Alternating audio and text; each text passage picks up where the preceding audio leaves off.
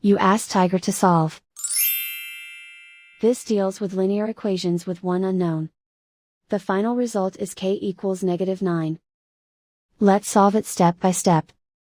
Group all k terms on the left side of the equation.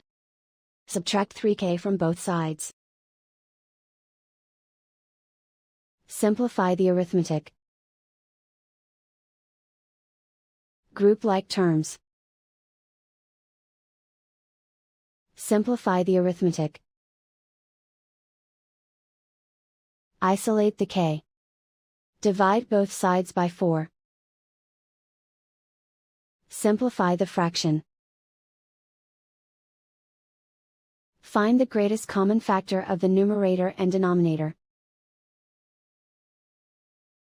Factor out and cancel the greatest common factor.